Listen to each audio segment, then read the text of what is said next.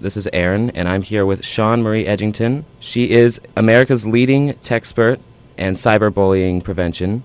She is also the author of 2 books, Read Between the Lines, A Humorous Guide to Texting with Simplicity and Style, and her second book, The Parent's Guide to Texting, Facebook, and Social Media, which is set to release in spring of 2011, correct? Yes, it's coming out next month in March. Well, now, before we get into your books, I'd like to ask, how did all of this start? What caused you to become so passionate about the dangers of social technology and how to prevent them? Well, it's all started because my 16-year-old daughter at the time, about a year and a half ago, was harassed by text message that quickly went right up to Facebook. And it was it was a very bad situation that went on for quite a long time, and I didn't know how to deal with it, how to handle it, or what to do. Right. And most importantly, how to help her. This is what inspired you then to write this book. Yeah, it's really about what's going on online, where are the dangers, and what can they do to help their children, help them manage their online reputation and image, like on Facebook. My goal is to get parents more involved and more, helping their kids. When you hand over the keys to a car, you show them how to drive and you spend time with them, and that's the same thing that has to happen with social media at a young age, whether it's a cell phone or an iPad or if it's just, using the internet. I feel like people younger and younger, I had a cell phone when I turned 16, and I know children even younger than myself then got cell phones, and so they're texting and Facebooking from their phones. Right, and nowadays it's not uncommon for a 10-year-old to have a cell phone.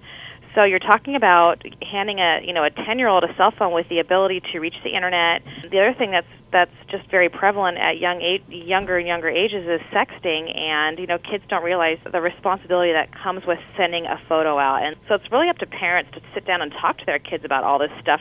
When they get their phone, not after something happens. 39% of teens admit to sexting, and then almost half admit to receiving, sex from other people on their phones, and that's only the people that are admitting, and the numbers are higher than that. The kids don't realize that they can be arrested for child pornography. They don't realize that it could be a misdemeanor on their record.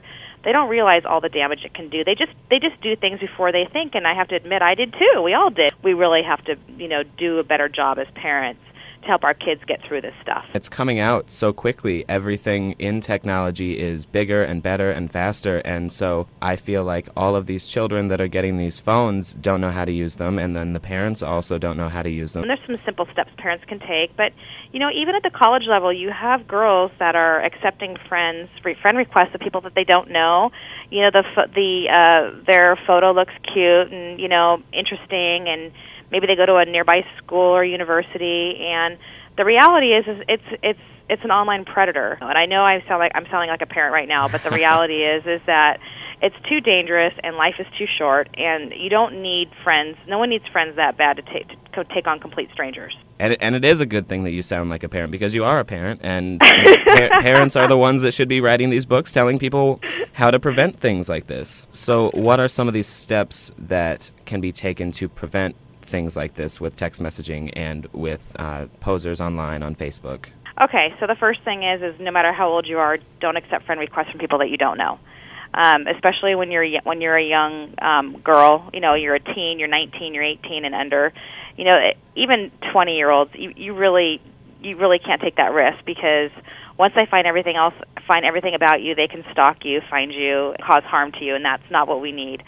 Number 2, parents, when they get their child a young cell phone, they really need to disable the ability to send an MMS. So, just disable the ability to send a photo and a video. Really, what 12-year-old needs to be sending a photo by text message? Very it's true. Not necessary. So, yeah, these are the things that, we hand over our cell phones to kids, and we don't think about these things because it's nothing as parents we had to. We didn't grow up with it, and that's really the basis for this new book is to bring awareness to all this stuff going on. Employers Right.